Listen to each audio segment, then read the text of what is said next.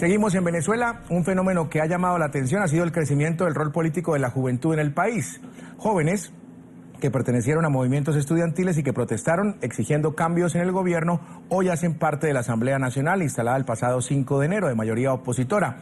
Esos jóvenes incluso se han pronunciado y actuado en el tema de la frontera colombo-venezolana y tienen previsto algunos eventos. Para hablar de esta era política nos acompaña Fabio Valentini, consejero universitario de la Universidad Católica Andrés Bello y vocero del movimiento estudiantil venezolano.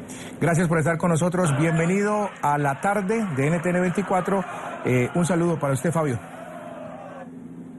Muchísimas gracias, es todo un privilegio estar acá y son una voz fundamental para todos los demócratas de la región y muchas gracias por esta oportunidad. Gracias por aceptar la invitación el día de hoy. Comencemos hablando del movimiento estudiantil en Venezuela. ¿Cuál es el papel del joven venezolano en la política de hoy?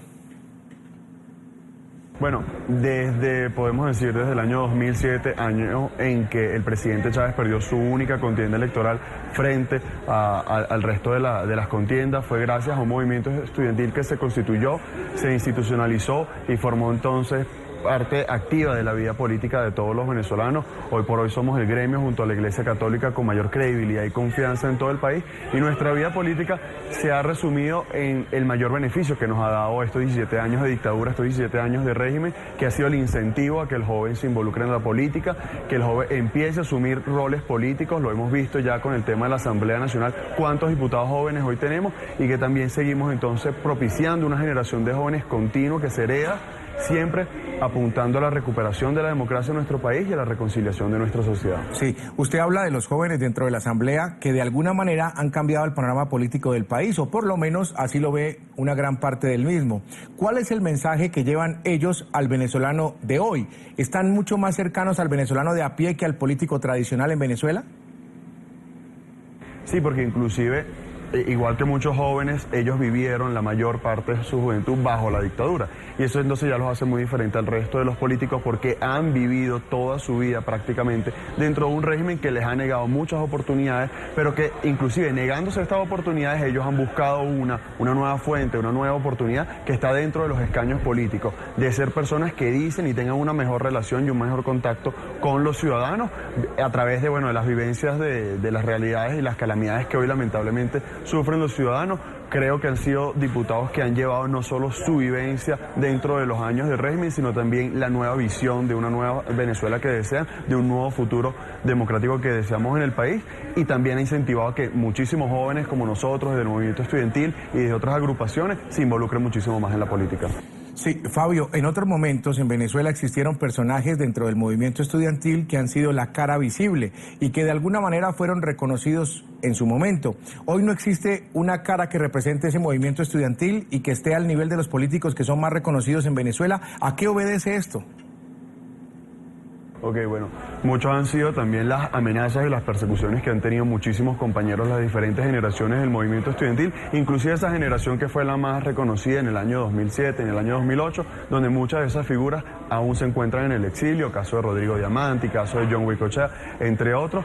Otros como David Smolansky siguen asumiendo y están asumiendo roles políticos, el caso también de Manuela Bolívar, el caso de Freddy Guevara, que también asumieron roles que es el rol que hoy asumo dentro de mi universidad, por ejemplo. Sin embargo, a muchos se nos ha complicado poder asumir todo este tipo de liderazgo un poco más público, un poco más mediático dentro del país, también dada la censura que se tiene en estos momentos en el país. Es por eso que hoy en Venezuela es muy difícil tener este tipo de espacios, este tipo de entrevistas, o inclusive desde la radio o la televisión, debido a que nos bloquean y pues saben que el movimiento estudiantil siempre ha tenido una voz muy fuerte, una voz que llega a estratos bajos o a estratos populares que siempre ha tenido el gobierno. Por lo tanto, nos han tratado de bloquear muchísimas veces a nivel mediático y eso también figura como una de las condiciones por las cuales hoy por hoy el movimiento estudiantil tampoco ha definido una cara reluciente. Sin embargo, confiamos que como generación, tanto 2014, 2015, 2016, hemos sido una generación que ha respondido a los retos que nos ha enfrentado el país y hemos sido esa generación que sigue propiciando un mayor incentivo a la política dentro del joven, pero mucho también a lo que es la recuperación de la democracia y asentar unas bases verdaderas,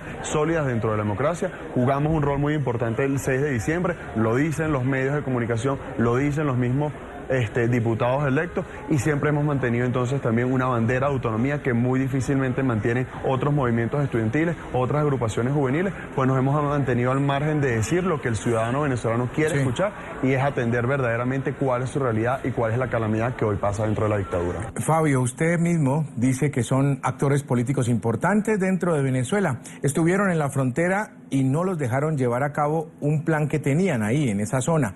¿Qué fue lo que pasó? Sí, nosotros, un grupo de estudiantes de Caracas, nos desplazamos al estado Táchira a los pocos días de haberse decretado el estado de excepción y de ver esas horrorosas imágenes en las cuales los hermanos colombianos fueron despojados de su vivienda, fueron separados de sus hijos y fueron brutalmente enviados a cruzar el río Táchira y a pasar la frontera para luego bloquearla. Esto al parecer se filtró dentro de los organismos de seguridad del Estado. La Guardia Nacional Bolivariana nos bloqueó en el aeropuerto de Santo Domingo dentro del estado Táchira, y ahí nos volvió a poner un nuevo freno cuando nos dirigíamos a San Antonio del Táchira, y nos amenazaron a nosotros, un grupo de jóvenes venezolanos quienes queríamos acercarnos a la frontera para constatar la realidad e inclusive mandar un mensaje de solidaridad a todos los jóvenes involucrados en esto, dada la realidad y la fraternidad que siempre ha existido entre colombianos y venezolanos. Pues entonces nos amenazaron diciéndonos que no nos garantizaban ninguna garantía o condición, derecho fundamental en ese espacio, es decir, ni el derecho a la vida ni el derecho a libremente desplazarnos por San Antonio del Táchira. Esto nos obligó a nosotros devolvernos a Caracas. Sin embargo, tuve la oportunidad personalmente de volver a asistir a la frontera la semana que fueron las elecciones parlamentarias, es decir, los últimos días del mes de noviembre. Pude acercarme a San Antonio del Táchira, pude acercarme a Ureña y ver la difícil realidad que hoy siguen teniendo los comerciantes de estas dos localidades por su estrecha dependencia con Cúcuta y con otras entidades colombianas, y seguimos viendo entonces cómo la insistencia del gobierno a bloquear una frontera con ciertas excusas de algunos militares heridos, cuando muchos sabemos muy bien para qué ha utilizado el gobierno la frontera colombo-venezolana estos últimos años, y cómo esa frontera civil sí está cerrada, pero las trochas donde pasa la droga, las trochas que favorecen el narcotráfico siguen abiertas y tienen entonces un fácil acceso para todo el tipo de narcotraficantes. Sí, hablábamos de la relación de Colombia y Venezuela, y antes de la entrevista usted mencionaba que el próximo 2 de abril en Colombia va a haber una marcha, y quizás usted alcanzó a comentar que mucha gente estaba relacionando lo que sucede en Colombia con lo que está pasando en este momento en Venezuela. ¿Es eso cierto? Sí, hoy me ha sorprendido durante mi visita a Colombia unas frases que me han llamado mucho la atención. El colombiano hoy se siente muy identificado con esa frase que nos mencionaban a los venezolanos cuando nos decían alerta que van por el camino de Cuba, y los venezolanos no hacíamos caso. Hoy le dicen a muchos colombianos alerta, van por el camino de Venezuela, y los colombianos no hacen caso. Y lamentablemente hoy tengo que decir que se enfrentan a una realidad muy difícil, a una realidad que se parece cada día más a la venezolana. Creo que el 2 de abril es una gran oportunidad para que ustedes asistan a la calle. Tengo entendido que es una protesta muy abierta, es decir, que cada colombiano salga a protestar por aquellas cuestiones o problemas que considera que el gobierno actual no está atendiendo, por aquellos derechos que quieren reclamar, por aquellas reivindicaciones sociales, obreras, laborales que ustedes desean elevar, y que tengan esta oportunidad siempre también de la mano con la Constitución colombiana, que al igual que la venezolana establece el libre derecho a la protesta pacífica, no violenta, a exigir condiciones y mejores de vida. Les invito a nuestros hermanos colombianos a no dejarse caer por todo el populismo latinoamericano que hoy vivimos, a que tengan un norte muy firme, que sea la democracia en Colombia, y que esto también vaya de la mano con un gran cambio que se está evidenciando en toda la región, y Colombia no debe ser entonces esa nación que se quede fuera de este gran cambio. Tiene que seguir dando el paso hacia la democracia, y si en esa democracia está exigir al gobierno actual reconsiderar medidas que pueden ser desde la firma del acuerdo del Tratado de Paz a otras medidas, háganlo y salgan libremente y pacíficamente a las calles. Muy bien, le agradecemos Fabio Valentini, consejero universitario de la Universidad Católica Andrés Bello, vocero del Movimiento Estudiantil Venezolano, por habernos acompañado estos minutos aquí en la tarde de NTN 24. Muy amable por su tiempo. Muchísimas gracias por este espacio, y que sigan siendo un canal que muestra la verdad y la realidad de toda nuestra región.